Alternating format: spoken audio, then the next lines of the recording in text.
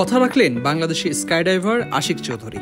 25 মে বাংলাদেশ সময় বিকেল 5:30টার পরে 41,000 ফুট উঁচু থেকে বাংলাদেশের পতাকা নিয়ে মাঝ আকাশে লাফ দিলেন তিনি।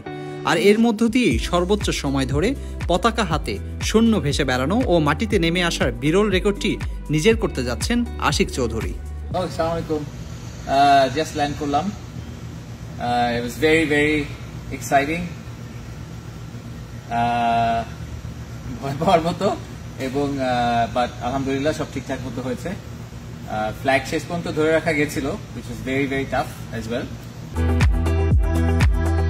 সাধারণত স্কাইডাইভাররা মাটি থেকে 12,000 বা 13,000 ফুট থেকেই আকাশে লাফ দেন। 15,000 ফুট উপরে গেলে নিতে হয় বাড়তি অক্সিজেন। যেহেতু স্ট্র্যাটোস্ফিয়ার শুরু হয় 36,000 ফিট থেকে, কাজেই এর উপরে গেলে সেখানে বাতাস থাকবে না। আশিক লাফ দিচ্ছেন 41,000 ফুট থেকে, মানে স্ট্র্যাটোস্ফিয়ার ছাড়িয়ে আরও 5,000 ফুট ওপর থেকে।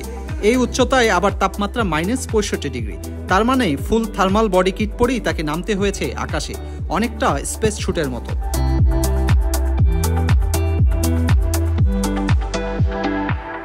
আশিক চৌধুরী এই উদ্যোগের নাম দিয়েছে the highest ever skydive with a flag. সফল হলে the world air sports federation এবং গিনেস ওয়ার্ল্ড রেকর্ডসে দুটি রেকর্ড ভাঙবেন তিনি। সফল প্রচেষ্টার পর এখন ওয়ার্ল্ড এয়ার স্পোর্টস ফেডারেশনের চূড়ান্ত ঘোষণার অপেক্ষা।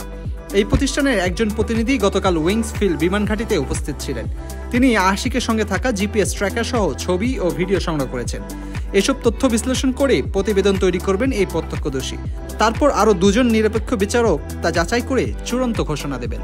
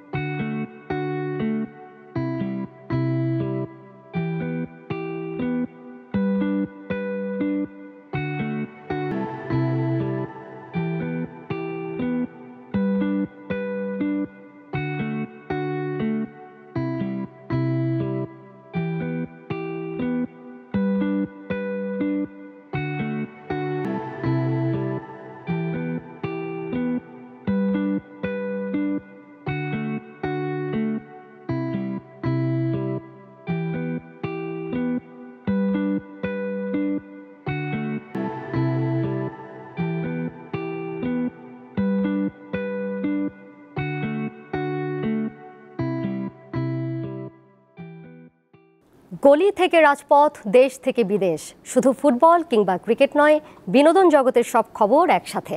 চোখ রাখুন দীপ্ত ডিজিটাল প্ল্যাটফর্মে।